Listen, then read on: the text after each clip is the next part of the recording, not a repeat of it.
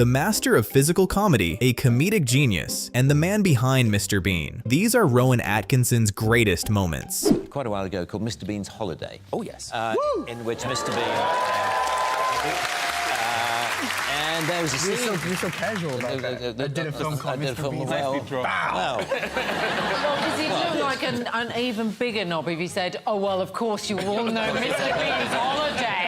You know, yeah, exactly. so it's actually I'm trying to reduce my knob quotient. Most iconic characters take years to create. Mr. Bean started in a way nobody would expect. I just stood in front of a mirror, to be honest, and I just started pulling faces, I mean, for want of a better term. And I just sort of, you know, was doing this...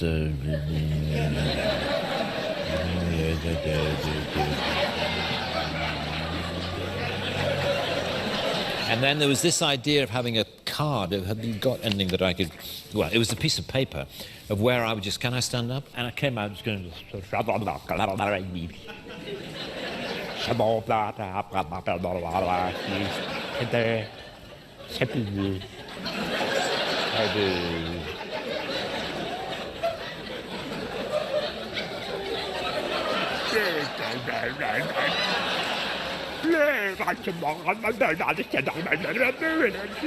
Anyway, it was something like that.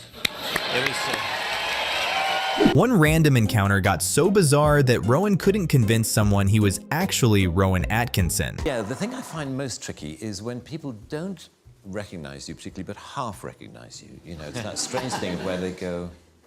You know, I'd rather just, you know, hold up a flag saying yes. A few years ago, there was, I was in a Land Rover parts department near Peterborough, the kind of place you find me on most Saturdays. And I could see this guy doing that.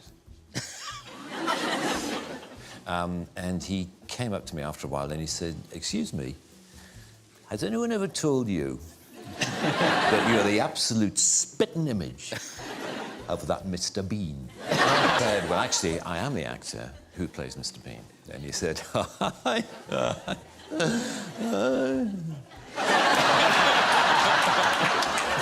"I bet you wish you were." And there followed this bizarre conversation in which the more I tried to claim that I was the person whom he thought I merely resembled, the less he believed me. So but what was funny was how close he thought I was to you know, he said, "The resemblance is uncanny." I know you're a bit of a car fanatic. Yes, yes. I have a car buying disease, almost as bad as yours. Yeah, it's a terrible disease, But not quite as bad as yours. a car commercial and things. Well, I don't do car. I do credit card commercials, actually. I did a credit card commercial in New York a few years ago, and there's this beautiful woman gets out of a limo in the middle of New York, and he sees her. And this scene was when I had to look at her as if I'd just fallen in love with her. Aye. And the director said, "Just imagine that you've just seen your wife for the first time." And my wife happened to be on set at the time. And she said, no, that won't work. Tell him to look at her as if she's his new Aston Martin. Oh, well, And then it'll work. oh, that'll work. And she was right. But it inspired me no end. I looked at her like no woman has ever been looked at. Really? Oh, no. And, Can you give us that look? I'm curious. yeah. Can I too? Most comedians need punchlines. Rowan Atkinson only needed one word. You decided that Bob could be a funny word. Right. Now, how do you do that? Well, it just seemed, yeah, it was always at the end of the sentence. It was, you know, so how can I help you, Bob? And it just seemed like a funny way of saying it, Bob. Because I was wondering, I was looking at lists of motoring words the other day and wondering if you could just by saying them, make them funny. Just say the word. Airbag. De Dion Bouton. Petrol pump. I have to think of all sorts of things to say about a car. Now, I know that if you were a presenter on this show, you could just do it with an expression. Right. So, for example, if you were presented with McLaren F1,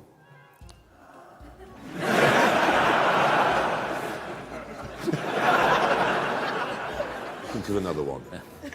The imperiousness one gets from a Range Rover. Ah, right, okay.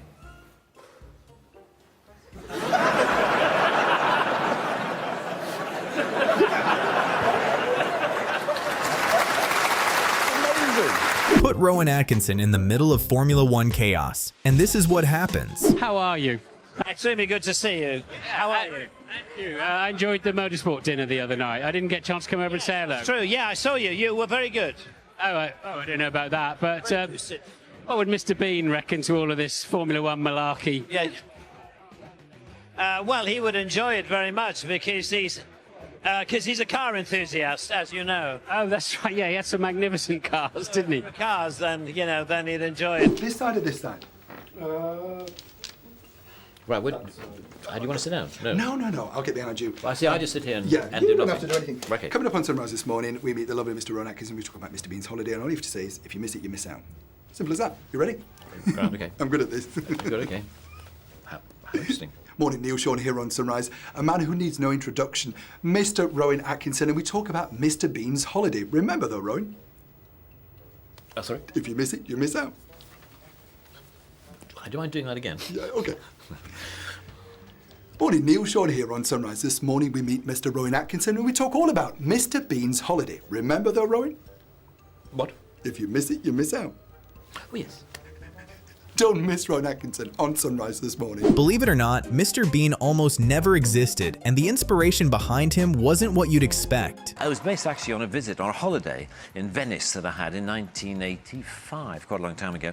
And I just remember noticing all the musical artists who were popular at the time, And I thought, how odd that musicians generally assume they have an international audience. Yeah. Whereas if you do comedy, you assume you've just got your country and your kind of people who are going to enjoy what you do. And I thought, well, wouldn't it be fun? Because I had already started exploring just doing purely visual comedy. And I was interested in trying to put visual comedy through the character of Mr. Bean on TV. And so that's where it started. Well, the first ones we did were in 1988, 89, and then it sort of grew from there, and now we've got this... Weird, it's like it's got its own life. Rowan, I start with the most horrifying thing to do. I start with a quote that I read Oh, dear. from you. It says, "The problem with talk shows is that you're supposed to amuse. I generally rely on being interesting rather than funny. They, that is, us here, are not actually very interested in people who are very interesting. They just want people with wacky stories about airports, and I haven't really got any." How true. It's true. How true. I haven't. So how was Kastrup Airport? No, I have no stories. No. I suppose that I'm just an actor, probably, at heart, rather than a comedian. I'm always rather confused, as I think I know you are, about whether I'm a comedian or whether I'm an actor. No. Or whether No, I'm I'm an not actor. confused You're at not all, confused no. at all? Oh, well, I'll stop talking. I know you're boring now, and I know you will exactly. consider... Exactly. You'll be nodding off in no time. I can be funny, I think, as myself, when I'm with very good friends in small rooms, and I'm very relaxed. Well, but as soon as I'm in a big it's just the studio, two of us here, so... and all... What looks like pure chaos is actually a carefully crafted system. Fantastic set pieces that people love watching you do. The energy tablets Yes, sequence. yes. Which must be that must be knackering. It was knackering, actually. Yes, it was. Yeah, it's a dance sequence in which I display some extreme. I think we've got some dance moves. There's some of your moves. Oh yeah. Yes. And it's very, and it was very taxing. Yes, I have to say. And it doesn't get less taxing with the advancing years.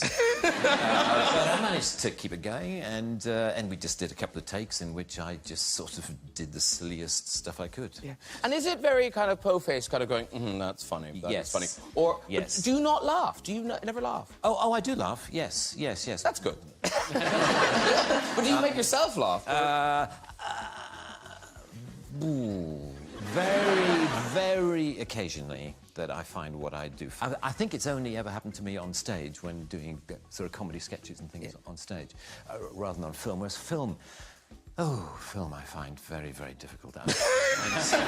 Exhausting. I find it exhausting, and I find it stressful. This constant belief that what you're doing is not as good as it could be, And of course, the problem with film is you can have another go if you've got a director were you and that producer. guy? I'm afraid so. Oh, yeah. you are that guy. I'll do it again. I'll do it Right. again. Yeah, I mean, I do stop eventually when I just get bored. It's great to reach the point when you just can't be bothered to do another take.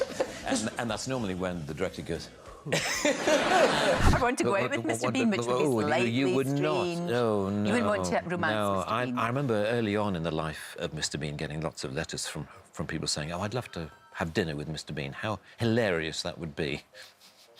He's a very, very selfish individual. I mean, I would love to hear the phrase "Where have you been?" more often. Actually, I mean, I think. Like because I feel as though that to me possibly should be at least the perceived title of the song. I mean, I mean, we don't have to change the lyric much of it at all. At the end there, "My funny man, where have you been all my life? Where have you been?" should be the last line that she sings, you know what I mean? And also somehow actually the way the music is phrased and also the way she's singing it, she doesn't put much emphasis on been. It's almost a bit of a down moment. "Where have you been?" she's singing, whereas you feel, "Where have you been?" And so To push it. So he can